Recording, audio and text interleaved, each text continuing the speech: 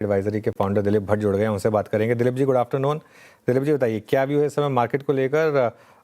क्या मार्केट में बड़ी करेक्शन के रिस्क हैं या फिर ठीक है मार्केट आपके हिसाब से? गुड आफ्टरनून जी। ऐसा लग रहा है कि market is still begging for a direction. अभी तक इतनी क्लैरिटी नहीं आ रही है कि मार्केट किस तरफ के झुकाव में है, लेकिन ऐसा लग रहा है कि downside risk is limited. But overall जिस तरह से जो रिजल्ट्स आए हैं उसके हिसाब से लग रहा है कि मार्केट को कोई एक डेफिनेट और क्लियर रीजन चाहिए for it to break out from the current levels and move up.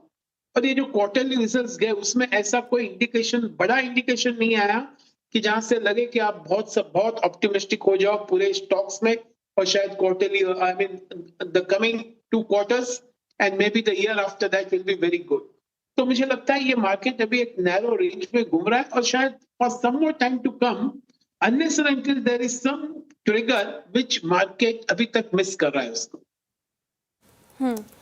Dilip ji, good afternoon. लेकिन कुछ स्पेसेस, कुछ काउंटर्स आपको अच्छे लगे होंगे रिजल्ट के बाद। तो अगर आप मैं स्पेसेस पूछूं सेक्टर स्पेसिफिक वाइज, तो Q1 के नतीजे कहाँ सबसे ज़्यादा मजबूत नज़र आए हैं और आपका कहाँ ज़्यादा एक्सपोजर है, तो वो कौन सा स्पेस होगा सर?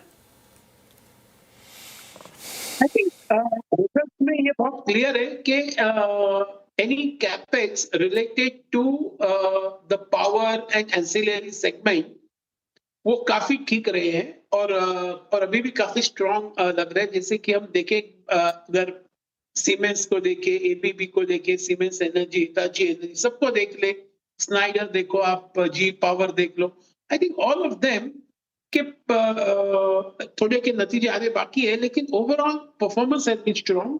और अगर हम देखें कि मोर इम्पोर्टेंट उनका जो ऑर्डर बुक है वो भी काफी इंस्पायर कर रहा है फर्दर कॉन्फिडेंस एंड ऑप्टिमिज्म के लिए। और इसमें भी दो राह नहीं है कि सब बहुत एक्सपेंसिव स्टॉक्स है, लेकिन हम देख रहे हैं कि ये जो सिलसिला जो हम देख रहे हैं इस सेक्टर में, वही डिफेंस में भी देख रहे थे कि ऑर्डर बुक जैसे ऊपर जाता है, markets respond to it in a very positive way. तो शायद ये एक सेक्टर अभी भी बहुत कॉन्फिडेंस इंस्पायर कर रहा है। I think pharma sector is another sector which really looks pretty good, pretty strong. और यहाँ पर जो जेनरिक का जो प्ले आउट होने वाला है अगले 2-3 साल में, and looking at the way the rupaya has depreciated, मुझे लगता है pharma sector also whether the front line और mid caps, I think some of these look pretty good and interesting. Real estate also was, I would say, pretty much okay on the positive side. अच्छा दिलीप जी, इस बार earnings के बाद, earnings के दौरान auto में सबसे strong numbers दिए two wheeler space ने। Hero MotoCorp, Bajaj auto, TVS के नंबर्स तो खैर आउटस्टैंडिंग ही थे। तो क्रीमी लेयर ऑटो में इस वक्त टू व्हीलर है, बट क्या कैचअप कॉमर्शियल व्हीकल सेगमेंट या फिर पैसेंजर व्हीकल सेगमेंट करेगा क्या? आपका टेक क्या है बाकी दो इस स्पेस पे with in auto?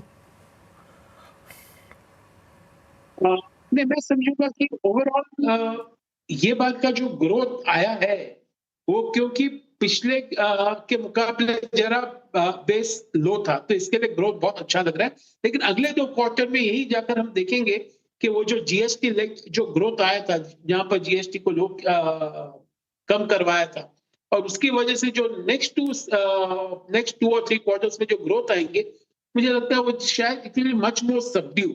So I would say that on an overall growth basis, the auto sector probably in आने वाले 2-3 क्वार्टर में इतने स्ट्रॉन्ग ग्रोथ नहीं दिखाई देंगे। लेकिन ये जरूर कहेंगे, अब ये जरूर मानना पड़ेगा कि 2 wheelers, 3 wheelers is performing much better, especially at all the levels, at the entry levels and even at the expensive levels. Okay, चलिए दिलीप जी, डिफेंस पर क्या व्यू है अब आपका? आज हमने देखे सारे डिफेंस स्टॉक्स में ज़बरदस्त मोमेंटम, नंबर्स भी काफ़ी शानदार आए। सोलार के नंबर्स तो स्पेक्टेकुलर थे, यहाँ पर क्या व्यू होगा? अनुज जी, मैं ये कहूंगा कि solar of course is a very well managed company with a very good track record और उनके कैश फ्लोस भी काफी बेटर है। लेकिन अगर एक general solar, I mean defence की बात करें हम अनुज जी, तो ऐसा लग रहा है कि ओवरऑल ऑर्डर बुक टेलविंड अभी भी अच्छा है। लेकिन इनके अगर आपने कैश फ्लोज देखे तो cash flows really is a cause for a big concern, because उनके इन्वेंटरीज और रिसीवेबल्स को देखे तो ये सेल्स के मुकाबले भी बहुत आगे है। तो मैं कहूंगा कि यहां से एक बार may be the good order booking will help them, but one should not be in a hurry to invest in this defence sector. थोड़ा बहुत वेट करना चाहिए, कोई जल्दबाजी नहीं करनी चाहिए, बट ये जरूर है कि order book flow will continue to be. Okay Dilip ji, IT की चर्चा नहीं की हमने। आईटी ने चलना शुरू किया, specially mid cap IT stocks ने काफ़ी अच्छा परफॉर्म किया और एक बड़ी करेक्शन के बाद हमने फिर थोड़ा चलता देखा आईटी स्टॉक्स को। तो इस रैली में क्या आपको दम नज़र आ रहा है? क्या आपने एक्सपोजर बढ़ाया हो? और आईटी पैक पर अब क्या व्यू बन रहा है सर? अगर हम आईटी को देखें तो IT as a mid cap segment of IT में वॉल्यूम ग्रोथ अभी भी काफी ठीक रहा था, ठीक रहा है। और जिस तरह से उन्होंने फ्यूचर की बात की है, उस हिसाब से लग रहा है कि mid cap IT sectors are much better placed in terms of the volume growth. और यही देख रहे हैं कि मिड कैप आईटी सेगमेंट अभी भी काफी ठीक कर रहा है। लेकिन ओवरऑल आईटी को अगर हम देखें तो आईटी में लग रहा है कि there is tactical buying opportunities जो आ रहे हैं और जो आते रहेंगे, लेकिन ऑन अ सस्टेनेबल बेसिस इसमें इन्वेस्ट करना बहुत डिफिकल्ट होगा। अगर आप टैक्टिकली अच्छा कैप्चर कर सकते हो मोमेंटम को तो आपको जरूर करना चाहिए। अदरवाइज अगर इन्वेस्टमेंट बेसिस मैं अभी भी कहूंगा कि IT is not the place to invest.